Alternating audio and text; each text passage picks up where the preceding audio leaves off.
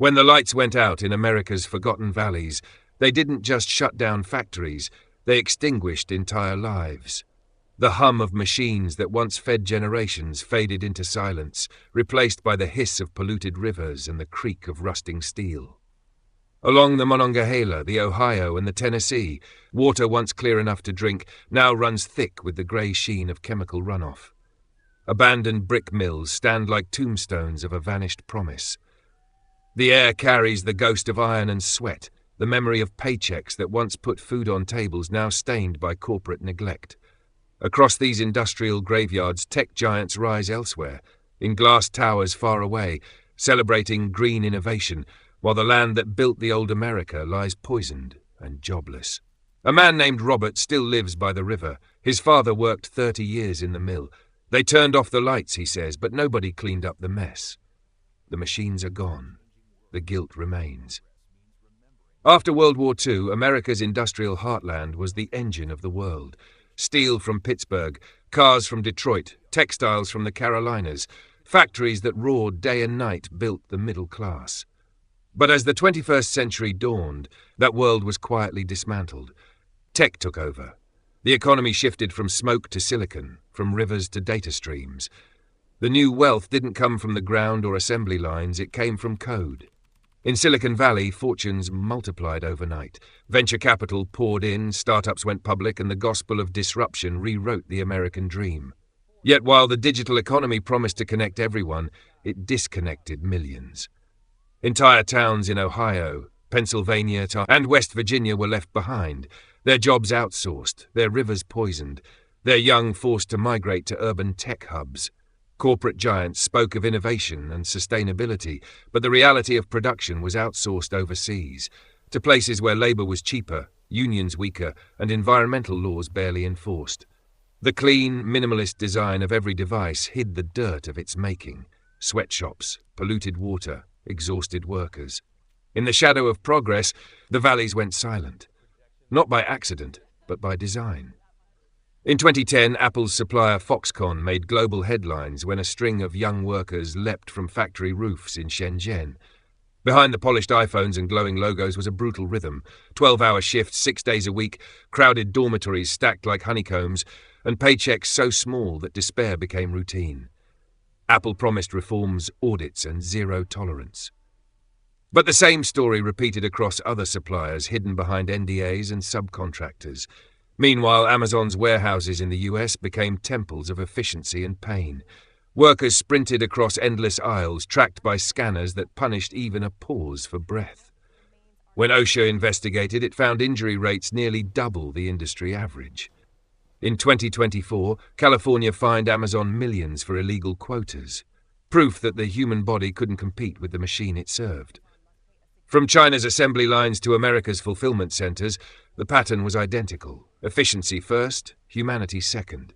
Each new technological breakthrough, each thinner laptop, faster chip, or next-day delivery came at an invisible cost, paid by people and places deliberately forgotten.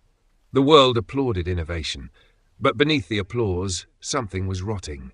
Quietly, chemically, irreversibly. The brilliance of modern capitalism isn't just in what it creates, it's in what it hides.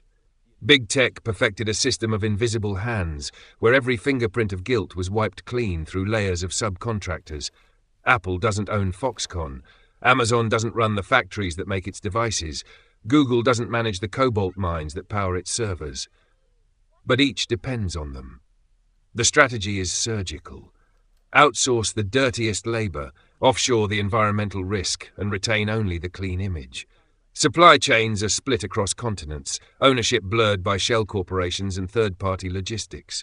When scandals surface, the corporation expresses concern, then shifts production to another country, another supplier, another shadow.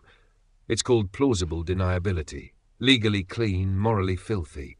The profits flow back to headquarters, the waste back to the ground. This is globalization's perfect trick. Pollution without borders. Responsibility without owners. By the time a phone reaches your hand, its story has already traveled through a dozen countries and left a mark on every one of them.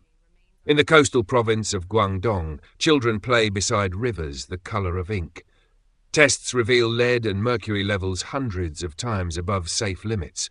Runoff from the factories that once produced the devices now sitting on Western desks. Fishermen speak of metal fish, slick and lifeless, floating on chemical foam. Thousands of miles away in the heart of America, warehouse workers suffer torn ligaments, heat exhaustion and chronic pain, injuries of speed, not accident. Every second counts in the algorithm's empire. A single missed scan can mean lost wages or dismissal, and in Ghana or India, the circle closes. E-waste from the same devices returns as poison. Informal recyclers, often children, melt circuit boards over open fires, inhaling fumes to extract copper and gold. For every gleaming gadget, there's a lung darkened by its making. Economists call it externality. Communities call it betrayal. The wealth of one generation has been built on the exhaustion of another, and the earth beneath it all keeps the receipts. The digital revolution promised freedom, but it delivered a new kind of dependency. Nations that once powered their economies through industry now depend on fragile global supply chains, a web so efficient it can collapse overnight. A typhoon in Asia, a labor strike in Mexico, a shipping delay in the Red Sea, and billions of dollars vanish from Western markets within hours. At home, inequality deepens. Tech CEOs become trillionaires while the towns that built the old America decay.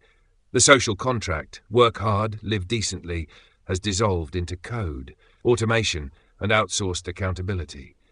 The cost isn't just economic, it's moral. When profit becomes borderless, responsibility evaporates. Environmental collapse, labor exploitation, and economic fragility aren't accidents.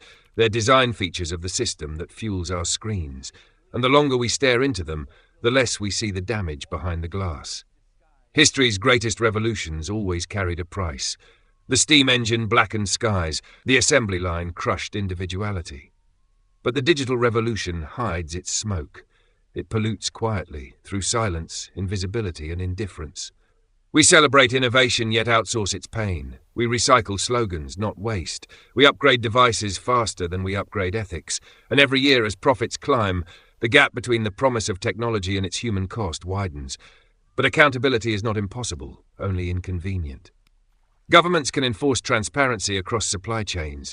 Consumers can demand sustainability that means more than PR. Investors can stop rewarding short-term greed disguised as efficiency. The future won't be written in code alone. It will be written by how honestly we confront the wreckage behind our progress, by how we rebuild trust between creation and consequence. Because innovation without conscience isn't evolution, it's erosion.